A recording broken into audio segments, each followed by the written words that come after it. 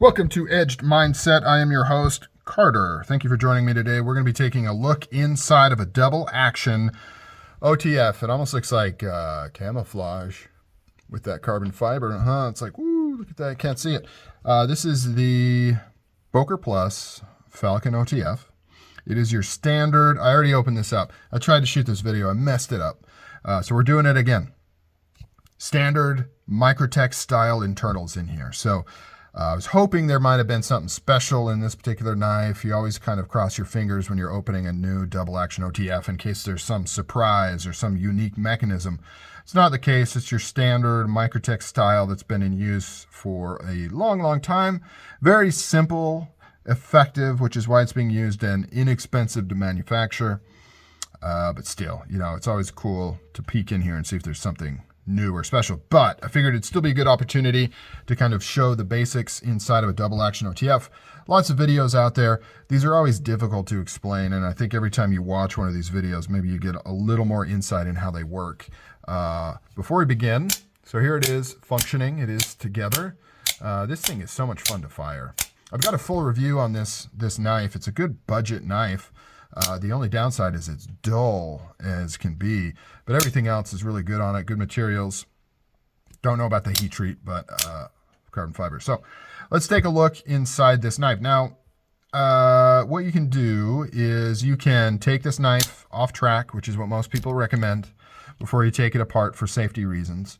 But I'm not a safety guy, so we're going to keep it on track just for fun, just to be different. I've got most of the screws out. I have just did these two to keep it together. So we can open this baby up. Maybe if I actually completely unscrewed everything, we could open this up. Yeah, movie magic. There we go. And look at that. Oh my gosh, the blade shot out like a projectile. No. You don't have to take these off track. It doesn't matter. Like, there's literally next to zero spring tension on these things. Everybody talks about taking it off track before you take it apart. You can. Maybe a good idea, but not needed. Here's the button that we have here. This one doesn't have any sort of extra spring in it like the Microtech. It is just a button that slides directly on the aluminum right here. Nothing special. Here is the carrier plate. Here is the spring. As you can see right here, let's put this spring back on. So this is the amount of spring tension it's under at rest. Not a lot, as you can see there. Not a big deal. And even less spring tension. So that's the spring tension just to get on the carrier. The spring tension that it has to keep the blade secure is even less. Like, it is literally like this much stretch on the spring. So not much at all. Here is the blade inside the channel here. Let's take a look at the top of here. You can see some grooves that are put on the top plate, and that's really just to make room for the spring, have some grease in there. This one has zero grease. Maybe I'll throw some lithium grease on that, even though it's not really tinging or anything. This is where you're going to see kind of the quote-unquote exotic materials on your typical double action OTF. Because this is the part you can get away with kind of doing out of copper or brass or carbon fiber or titanium quite easily. The main body is where you're going to mostly see aluminum for a couple reasons. One is aluminum is very conducive for moving parts. Titanium is kind of gummy and sticky, and so you can't effectively make this directly out of titanium. To have this be a full titanium knife, you'd need some sort of carbidizing or internal track that's inset into the titanium. I know the Deadlock used to do carbidizing on the old models, A and B, which was very time intensive and difficult. On the new models, the new titanium Cs, I don't know what they've done inside to make that work. I don't know if it's still carbidized or if they're doing something different. Not sure, but titanium and other materials just don't work as well as aluminum. Not to mention aluminum is really easy to mill and manage because you've got to put this channel in here and all these things. So a lot of the times you're going to see aluminum on the chassis of varying degrees. of quality. There's different kinds of aluminums, 60, 61, 70, 75, 74, 50, I believe, are the three main ones. Anyways, so this blade is locked right now, and it's locked because of a little groove on the top of the blade tang right here that is connecting and impacting this little doodad here that's on a spring. So if you move that out of the way, blade will come out. And then conversely, to keep it from going back is another spring. You saw it pop into place. That connects to the bottom of the tang. The other one connects up here. And that is what locks your blade in and out. Now, what prevents the blade from just shooting out? Well, that's this pin right here, which connects to this connector guy right here and keeps the blade from exiting. I think it might actually impact this as well. Let's take a look here. Yeah, primarily though, you've got stops that are keeping this from going all the way out, and we'll show this when we put it back together. But ultimately, this little pin is connecting to this spring, and that is what is providing back pressure to keep it against this locking mechanism.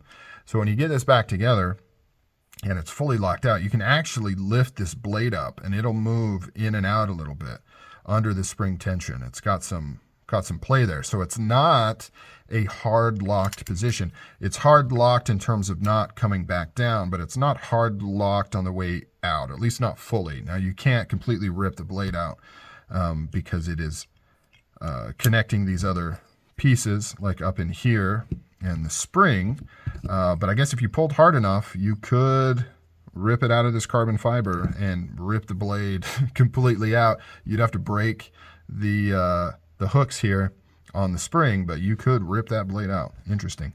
By the way, what usually fails on these is not actually the spring. Springs are very good at being springy and being used as intended. What usually breaks are these hooks. You can see it's a 90-degree angle, and that is the weak point. So usually when an OTF breaks, meaning it no longer goes in and out, it's usually the hooks on the carrier here that breaks. Now, speaking of the deadlock again, Gavin has figured out a way to have a more robust system for that. They use a different carrier system, but high level, same concept.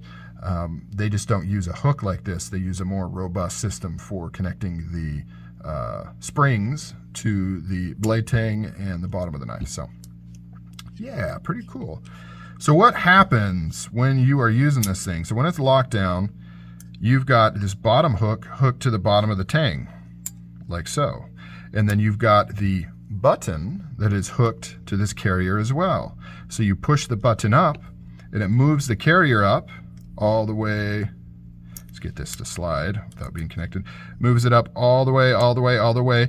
And this hook is now separating from the carrier, still attached to the tang. It's building spring tension on the blade, but the blade cannot move forward because of this gate right here. That is until this little corner makes contact with the blade or with the spring gate and starts pushing that spring gate over until it gets all the way at the top, maximum spring tension on that tang, and the very bottom of this connector here moves this gate over, which allows the blade to go free and it shoots up. And then now you've successfully fired the knife. Same thing happens on the way back. It's literally the exact same thing. You have this, but now instead of connecting to the bottom of the tang, the opposite side of the spring hook right here is connected to this pin. It's doing the same thing. It's pulling down, down, down on here until it finally opens up this gate here, which then allows the blade to shoot down. So it's the exact opposite action, and you just do that back and forth, back and forth. Despite it feeling like these blades fire so hard and they're so powerful, there's not actually that much spring tension. So it doesn't take much to disrupt this mechanism, obviously. And because your spring tension is always going to be limited by this little thumb switch, you're going to be limited to the amount of force you can generate in either direction, right? because you'll get to a point where if you just increase the spring tension to a huge degree, you will not be able to successfully activate this switch very well. That is where the single action OTFs kind of succeed a little greater, because it's a one-way action, and pulling the tension on the spring, you can actually grab like some sort of charging handle and use your whole arm to charge the thing. So it can hold more kinetic energy in that spring and fire a lot harder than the double action. The double action is always limited to just this range of movement on this spring here. So let's put it back together. So to do that, we've got the spring on here. I already showed you how to put that in. We've got this in this channel here. Doesn't matter if it's locked or not. Well, in fact, it's easier if it's not locked. It's actually difficult to put it back together if it's locked. Set the carrier on here, just kind of sits. We've got the button. This one has a groove that goes all the way through, so you could actually install this upside down if you want to. Most Microtechs, there's only one way to put it in. They've only got a channel on one side, so you know exactly how it goes back together, but this one goes all the way through. You just connect this into this little groove here. You can see how it's got a little flared piece. Set that in there, put that groove in there, boom, you're good to go. It's nothing fancy. Then you just take your top carrier piece, put it on, and for demonstration purposes, we will screw these two guys here.